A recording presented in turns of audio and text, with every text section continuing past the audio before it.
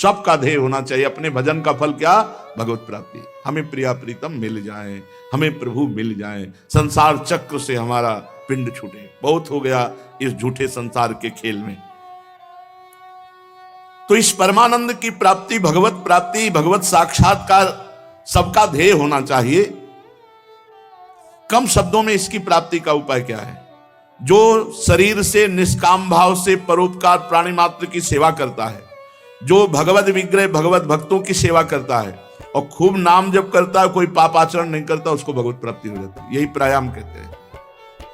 भक्त सेवा, भगवंत सेवा, समाज सेवा, नाम जप और पापाचरण का त्याग, निश्चित भगवत प्राप्ति। चलते हैं किशोरी जी से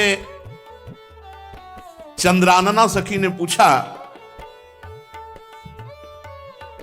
हे प्रियाजू, हे राधे,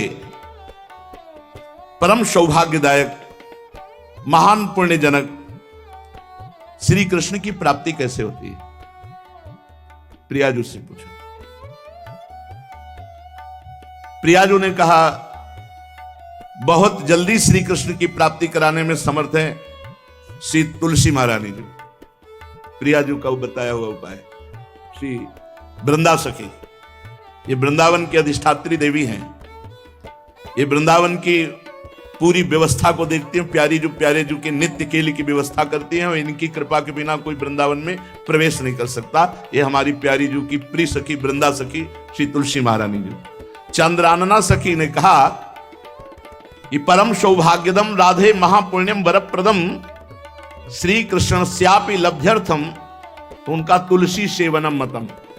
मेरे मत में यदि तुलसी जी की सेवा की जाए,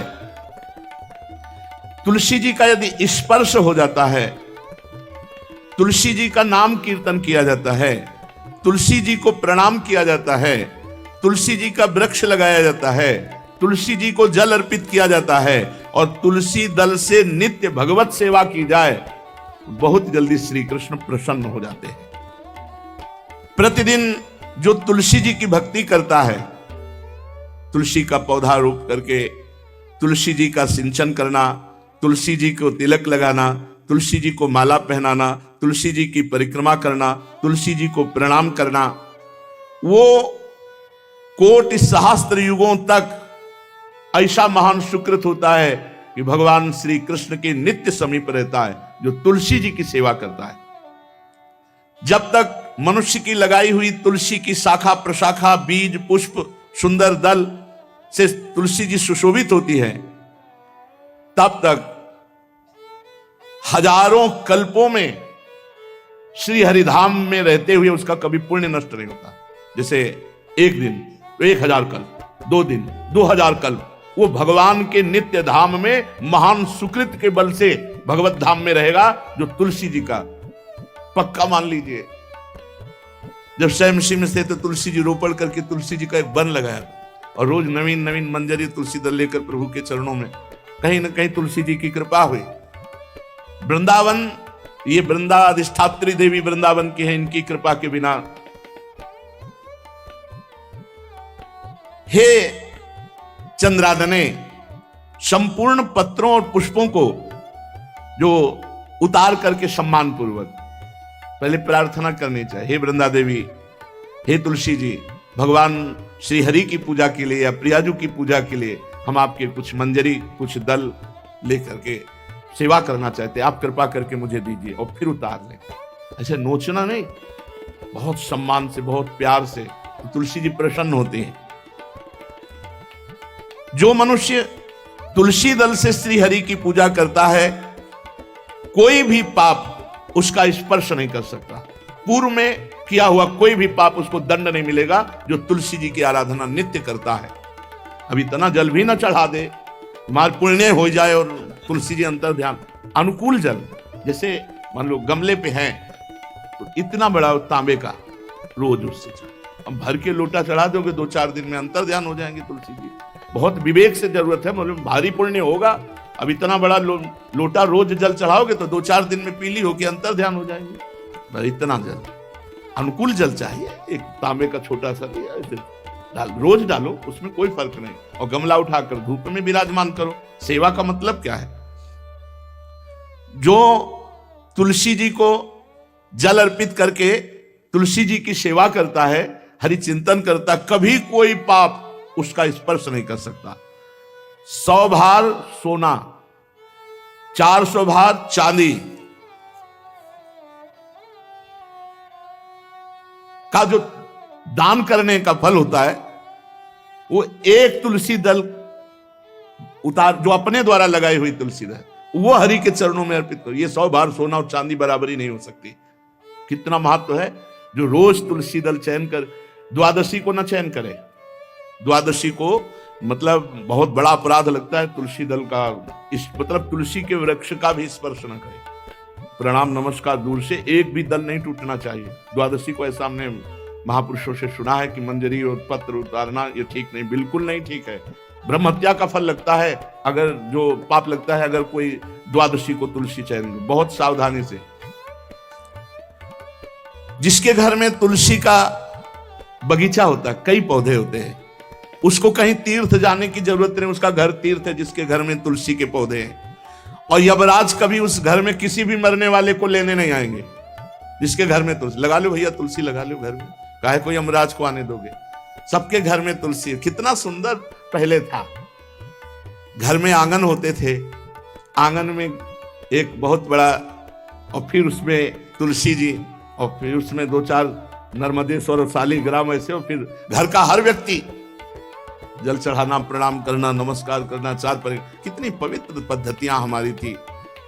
जब रसोई बने पहली गाय के लिए, फिर कुछ पक्षियों के लिए, फिर कोई संत महात्मा, कोई भिक्षु, ऐसा कितना पवित्र व्यवहार। यहाँ जैसे हमने देखा है, ये रसोई बन रही ना, तो धुआं नहीं खत्म होने पाता, वो ही सब अपवित्र किए हुए हैं, राक्षसी बुद्धि आती चली जा रही है। तुलसी जी, ये भागवती को वस्तु है। हमें लगता है बालकनी तो होती ही है, बढ़िया बालकनी में एक ऐसा उठाने धरने वाला स्टैंड लोहे का रखो कि तुलसी जी को विराजमान कर दो। जिसके घर में तुलसी जी विराजमान होती, उसके घर में यमराज कभी नहीं जाते। जो तुलसी जी का सेवन करता है, उसकी सारी कामनाएं तुलसी जी पूर्ण कर देती है। तुलसी जी को लगाना, तुलसी जी का पालन करना, तुलसी जी को सिंचन करना, तुलसी जी का दर्शन करना, तुलसी जी का स्पर्श करना, मनुष्य के द्वारा जो मन, वाणी और शरीर से पाप हो गए, सबको तुलसी महारानी क्षमा कर देती है, दग्ध कर देती है। पुष्कर आदि तीर्थ, गंगा आदि परम पावन नदियां, ये सब जो स्नान आदि, अवगाहन आदि करने का फल देते हैं, वो केवल तुलसी जी घर में विराजमान है, उसको फल मिल जाएगा। कितने बढ़िया। जो तुलसी जी की नवीन मंजरी प्रभु के चरणों में अर्पित करके प्रणाम करता है, वो चाहे कितना भी अपराध किए हो, वो कभी यमपुरी को नहीं देखेगा, कभी यमराज के पास नहीं जाएगा। जो मनुष्य तुलसी काष्ठ का घिसा हुआ चंदन लगाता है, उसके सारे संचित भस्म हो जाते हैं, और क्रियमाण जो वर्तमान, वो कभी उसको बांध नहीं सकते। तुलसी जी का काष्ठ का घिसा हुआ चंदन। जिसके घर में तुलसी की छाया होती है, वहां पितरों को अपने आप कल्याण प्राप्त हो जाता है। जो श्राद्ध करने से लाभ मिलता है पितरों को, घर में तुलसी लगा के, जो तुलसी की छाया, बड़ा वृक्ष, पितरों को तृप्ति मिलती है। चतुर्भुज ब्रह्मा जी सारंग धनवा श्री हरि के महामहिम स्वरूप की अनुभूति करने के लिए भी कहा है कि तुलसी जी का महान महात्म्य है। अगर तुलसी जी का सेवन करे तो भगवान श्री हरि की महिमा को जान जाएगा। स्त्री हो या पुरुष, पुरुष नपुंसक नारीवा जीव चराचर कोय, सर्व भाव भज कपट तज मोहि परम प्रिय सोय। शरीर वर्दी है, हमारी पोशाक है, हम सब एक हैं, आत्मस्वरूप है, कुछ अलग नहीं है। शरीर केवल पांच भौतिक है तो सबका पांच भौतिक है, उसमें चिन्ह है स्त्री पुरुष के, बस। इसके लिए भगवान की आराधना निषेध थोड़ी है। जो स्त्री या पुरुष श्री तुलसी जी के काष्ठ के मन के बना के, जैसे छोटी कंठी या बड़ी माला धारण करता है, श्री कृष्ण उसके बस में हो जाते हैं। यह है तुलसी जी की महिमा। परम सुहाग श्री कृष्ण मिल जाते हैं, और कौन सी हमें उपलब्धि चाहिए। हे गोपनंदिनी, तुलसी जी का सेवन करने से श्री कृष्ण वश में हो जाते हैं। जो तुलसी की माला से नाम जप करता है, काउंटर वाली बात तो स्मृति के लिए भाई है, हम निषेध नहीं करते, नहीं बहुतों के भजन बंद हो जाएंगे, पर हम इतनी महिमा जरूर बता देते हैं कि तुलसी माला से जो नाम जप किया जाता है उससे आध्यात्मिक सिद्धि बहुत जल्दी होती है। गुरुदेव भगवान कहते जो अंगुलियों से रगड़ होती है मनका से, उसमें आध्यात्मिक ऊर्जा शक्ति तुलसी माला से। प्लास्टिक पर भाई करो, निषेध नहीं कह रहे, बंद हो जाएगा वो भी राधा राधा कहना, वो हमें बंद नहीं करना, हम कह रहे तुम जैसे बने वैसे करो, लेकिन माला का बहुत बड़ा प्रभाव है। तुलसी परम पवित्र भगवान श्री हरि की प्रिया, और उनके काष्ठ को जब हम ऐसे ऐसे नाम के साथ, तो विशेष ऊर्जा शक्ति, आध्यात्मिक शक्ति हमें जागृत होती है। हो सके जिनको ऐसा बन सके तो छोटी एक वो आती है सुमिरनी, उसको रख लो अपनी जेब में, रख लो, उससे करो। और नहीं है तो भैया तुम इसी से करो, नाम जप करो, भाव को भाव न कालसो, नाम जपत मंगल दिस दसो।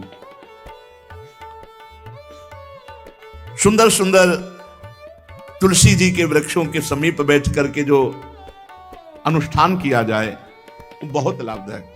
श्रीमद् भागवत का, गोपाल सहस्त्र नाम का कोई भी पाठ तुलसी जी के समीप विराजमान करके किया जाए, आचार्य को बुला करके तुलसी पूजन करना चाहिए, विविध प्रकार के अनुष्ठान, अरे तभी तो सब मंगल होता है। पहले था, हमने देखा है, 4 बजे माताजी दरवाजे के सामने लीपती, रोज का काम, जो पुराने घरों में देहरी के आगे आके 4 बजे लीप करके वहां अपना चौक पूर के दीपक जला, क्या पवित्रताएं थी, क्या मंगल था।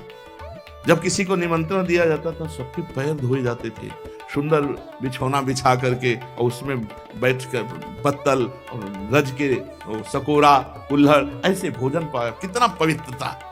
जो हमारी पूर्व पवित्रता थी, धोती कुर्ता चोटी, पवित्रता। अगर बाहर जा रहे तो पैजामा कुर्ता, ऐसे बहुत पवित्र पोशाकें थी, पवित्र आचरण थे, पवित्र खान पान था। घर में जाओ तो एक पवित्रता है। किसी भी घर में ऐसा नहीं था कि देव मूर्ति ना विराजमान हो, किसी भी घर में ऐसा नहीं था तुलसी जी विराजमान न हो, 1-2 गाय जरूर होती थी, पवित्रता। अब तो बड़ा विचित्र, ये भारतीय गौएं जो श्वेत रंग की, जो अरुण रंग की, जो सींग वाली हैं, वो उनका आप दुग्ध देखिए, दूह कर रख दीजिए, स्वर्णिम कांति छाई मिलेगी। ये हमारी भारतीय पद्धति है, हविष्यान्न, इससे देवताओं का, भगवान का, सबका अभिषेक पूजन होता है। शुद्ध गाय जो हमारी भारतीय है, तीला है उसके जैसे निकला हुआ, वो भगवान ने सेवा की है। हमारे गोविंद भगवान का नाम ही गोविंद, गौओं के इंद्र। भगवान सुबह से निकल जाते थे, शाम तक गौओं को चराते थे। बड़ा तो किशोरी जी ने श्री तुलसी जी के पूजा